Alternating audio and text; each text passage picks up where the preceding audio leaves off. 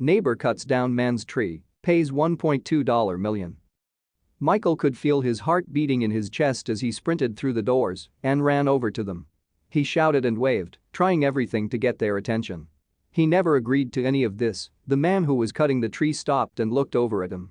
He dialed his phone and handed it to him. Michael and Emma were married and lived right by Nashville, Tennessee.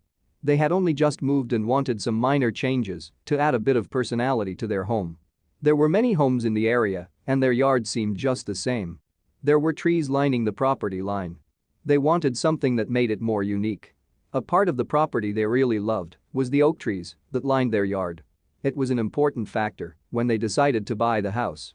But among the oak trees were countless mulberry trees that blocked out the sun. They decided to get quotes around town to see who could cut them down. The trouble started when they started getting the quotes for cutting the mulberry tree that was always blocking all of their sun. They didn't know how bad things would get. They were offered a lot of money, but they were content with the oak trees in their backyard that gave them privacy from the road. Michael didn't think much of the request. He should have. You see, Michael's neighbor had spent a lot of money building a front porch just before Michael and his wife had moved in. It included a fire pit, hanging lights, a jacuzzi, and a pizza oven. Just before Michael and his wife moved in, their neighbor had renovated his porch, adding a pizza oven, a jacuzzi, the works. So he had something to ask of them. Michael would be lying if he wasn't a little jealous. But there was a problem to this new addition. Michael's neighbor would regularly spend his afternoon after work lying in his jacuzzi, but there was a problem. The oak trees that Michael and his wife loved so much had the opposite effect on their neighbor. The oak trees would block out the sun and leave his jacuzzi in the shade. It so happened that their neighbor owned a tree felling business and asked if he could have a look at the job. He was there for more than just the quote. Michael was just hoping that he would charge less than all the other companies were. But he had no idea what his neighbor's true intentions were. While Michael was out of town, he said that he would drop a quote off in his mail. But it seemed that he never would. Michael knew nothing about cutting trees, so he thanked his neighbor for his time. All of this was new to him, so he appreciated the help. But just 1 week later, Michael was seeing red. He would be shouting at the stranger he found in his yard. What was going on? They had gotten back home from their trip to find a terrible sight. Michael's wife had to rush back to work, so it was only him who noticed what was going on while they were away.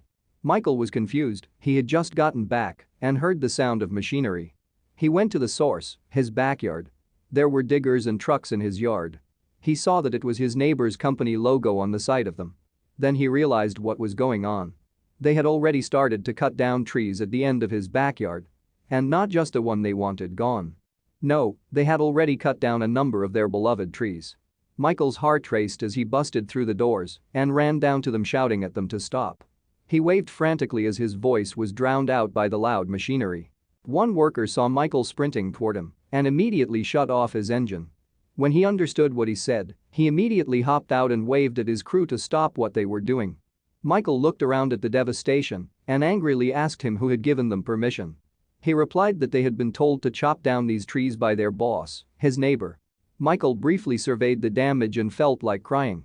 His yard was now mashed grass, stomped on flower beds, and fallen branches. And amid it all, the barren and sawn-off stumps where his beautiful oaks had once stood. Michael began to fume. He couldn't believe that his neighbor had done this.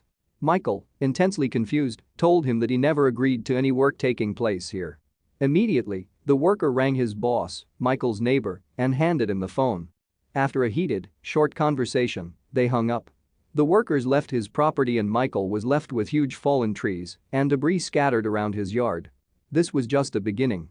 Michael stewed about what to do next, but there was nothing he could do. The trees were gone, callously sawn down to a row of dead stumps. He tried to confront his unbelievable neighbor, but he was lying low and his phone went straight to voicemail.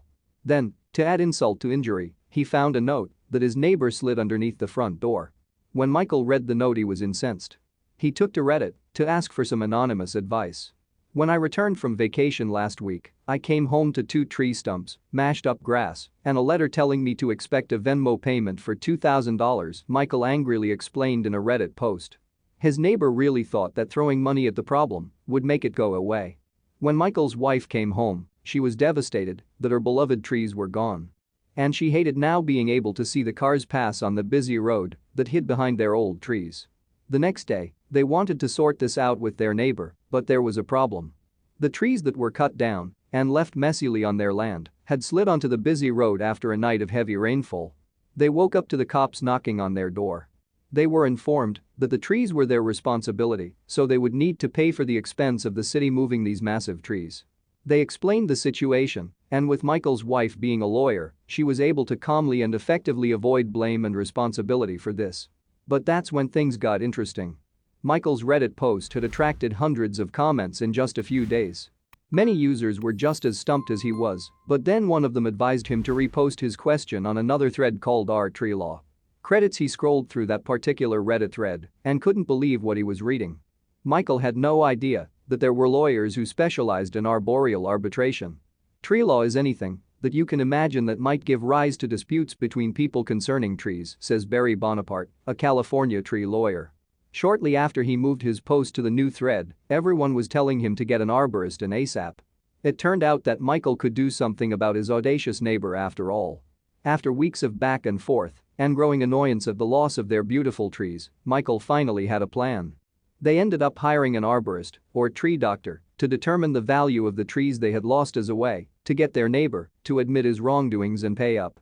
Redditors on the Our Tree Law Reddit thread waited for an update from Michael with bated breath. I assure you, we are all anxiously awaiting how many zeros are in the estimate that the arborist gives you, so you must promise frequent update posts, one user wrote. Who doesn't love a good bit of well-deserved justice, salivated another. And when he did, everyone lost their minds. To the couple's astonishment, their trees were valued at a ridiculously high price as they were rare oak trees that took hundreds of years to grow. They then hired an attorney and equipped him with all the knowledge they gained from the tree doctor and the overhanging bill left by the council to clean up the road. It was then when he told them of how much they could sue his neighbor's company for. Their neighbor's mistake led to a $1.2 million lawsuit to cover all damages created by this incident, including covering attorney fees, road cleanup fees, and the value of the decades-old trees he cut down. The neighbor declared his business bankrupt and shut it down. He sold his house and moved out of town too. Michael and his wife didn't have to pay a penny. It's going to take a long time apparently, several months, possibly all the way until September since the process didn't start until just this week due to the holidays, Michael wrote on his update, but I will have all 12 trees back on my property at no cost to me.